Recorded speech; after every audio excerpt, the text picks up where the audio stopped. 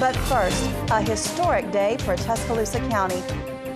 We're glad you're with us. Lynn Brooks has the evening off. Former Tuscaloosa County Circuit Judge Charles Malone has been sworn in as Chief Justice of the State Supreme Court. WVUA's Matt McCoy was there and has more from Montgomery. Just 1 year ago, Chief Justice Malone was a presiding judge of the Circuit Court in Tuscaloosa. In January, he was appointed to the Chief of Staff for Governor Robert Bentley.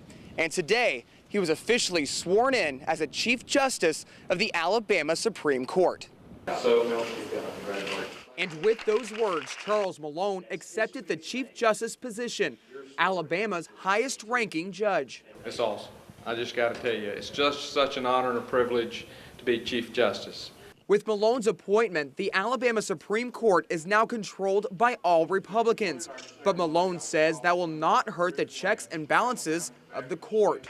I just believe that the people that have been chosen by the people of the state of Alabama are going to do the right thing. I'm going to call it like I see it. I don't determine it whether that's conservative or liberal or what. You just follow the law, apply the facts to that, and you make your decision.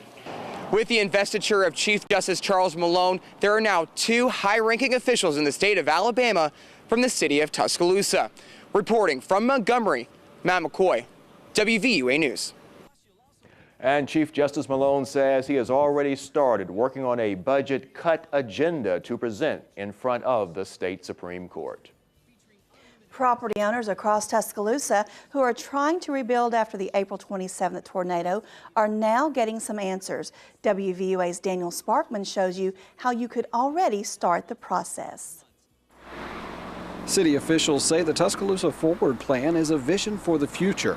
However, even if the City Council approves the plan, it's just a vision until city leaders vote for ordinances that would make the plan a reality. City Planning and Development Director John McConnell says some property owners are experiencing problems because of outdated codes and ordinances. Some older buildings that were destroyed didn't meet current regulations, but the new buildings will have to meet those regulations. Those are some problems that were sort of like sleeping giants. They've always been there, and they were standing there waiting for something like this to happen. Unfortunately, it did.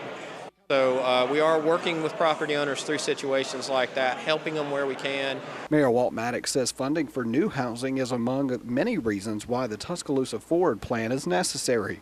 There's going to be a limited amount of federal funding that's going to be available. And for us to be eligible, we will have to have a comprehensive plan that will have to compete with dozens of other states who have also had presidentially declared disaster areas. Many city councilors agree the plan may not be perfect, but is needed.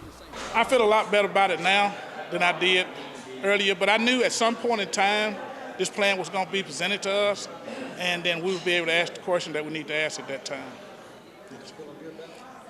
I just feel better about the plan all over, overall. City Council President Harrison Taylor says the council will likely vote on the plan in the next 2 weeks. In Tuscaloosa, Daniel Sparkman, WVUA News.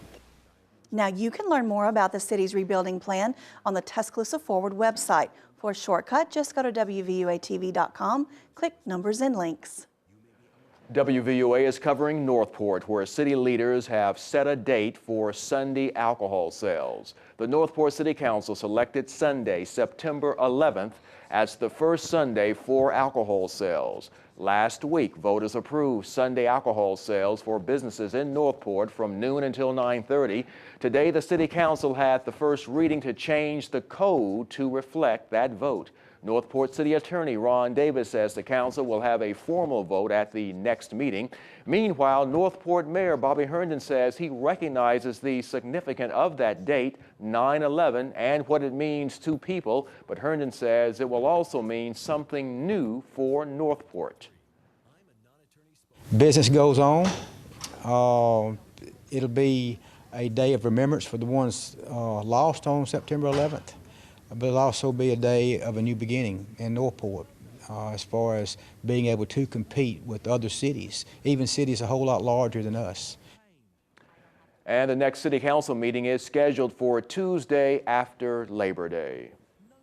Only 4 days remain until the official start of the Crimson Tide football season. Now here's a live look at Bryant-Denny Stadium via the WVUA Tower Cam. That's where this Saturday the Tide takes on Kent State. More than 100,000 people are expected to pack the University of Alabama campus. And when they arrive, they will notice changes around Tuscaloosa and on campus. Jenna Johnson with UA Game Day Operation tells us they have improved signs around campus to help fans get to main roads. And city officials say since the April tornado destroyed many familiar landmarks, they have been busy getting street signs put back in place. All the street signs are up for the major arterials, and we should have most of them up all in the game day areas so people can find their way around. Fans want to know where to turn for this lot, how to get to the interstate from this area. So we're improving both of those things this year. Now you can find much more on game day changes just by going to our website, WVUATV.com, click numbers and links, and look under the sports tab. A new campaign to attract SEC families to Alabama's coast is hitting the airways this week.